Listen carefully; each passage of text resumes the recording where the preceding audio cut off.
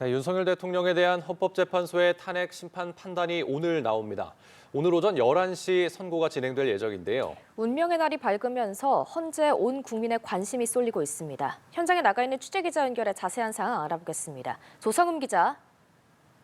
네, 오늘 오전 11시 헌법재판소가 대심 판정에서 윤 대통령 탄핵소추안의 인용 혹은 기각 각하 여부를 발표합니다. 지난해 12월 3일 비상계엄이 선포된 이후 122일 만에 결론이 나오는 겁니다. 헌재는 어제도 오전과 오후 재판관 평의를 열어 선고 절차와 결정문 문구 등에 대한 막바지 세부 조율을 한 것으로 알려졌습니다. 오늘 선고 전에도 8명의 재판관들이 평의를 열어 결정문을 일부 수정할 가능성도 있습니다. 다만 결론이 바뀌진 않을 것으로 보입니다. 재판관 8명 중 6명 이상이 인용 의견을 내면 윤 대통령은 즉시 파면되고 3명 이상이 기각 또는 각하 의견이면 직무에 복귀하게 됩니다. 윤 대통령의 탄핵 심판 쟁점은 크게 5가지입니다. 비상계엄 선포와 포고령 1호를 발표하게 한 행위와 군경을 동원한 국회 공세 시도 등입니다. 또 중앙선거관리위원회에 계엄군을 투입해 영장 없이 압수수색을 하려 한 행위, 정치인과 법관 등 주요 인물 체포 지시, 일체 정치활동의 금지 등을 담은 포고령의 위헌 여부 등도 핵심 쟁점입니다.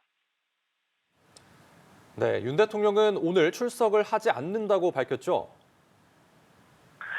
네, 윤석열 대통령은 오늘 선고가 열리는 헌법재판소에는 출석을 하지 않기로 했습니다.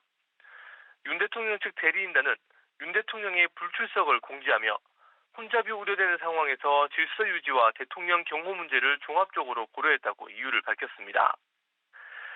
윤 대통령은 모두 11번 열린 탄핵 심판에 8번 직접 출석했고 주장도 직접 개진했던 만큼 출석 가능성이 점쳐졌지만 헌재 주변 집회가 격화하는 상황 속에 안전 문제 등을 고려해 결국 불출석하기로 한 것으로 보입니다. 헌법재판소 심판규칙에 따르면 당사자가 출석하지 아니한 경우에도 종국 결정을 선고할 수 있다고 규정해 윤 대통령이 나오지 않더라도 선고에는 문제가 없습니다. 윤 대통령은 실시간 생중계되는 탄핵 심판 결과를 관저에서 지켜볼 것으로 보입니다. 탄핵 심판의 결론은 탄핵소추위원단과 양측 대리인단이 참석한 가운데 나올 전망입니다. 결론이 나오면 양측은 탄핵 심판과 관련한 입장을 발표할 것으로 보입니다. 지금까지 사회부에서 전해드렸습니다.